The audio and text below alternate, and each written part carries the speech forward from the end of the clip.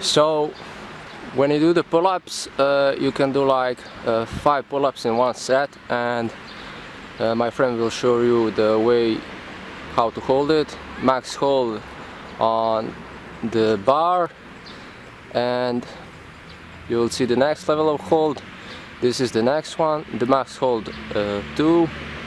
So you can see how he is shaking because he have mostly all muscles on the upper body involved, and especially the core muscles.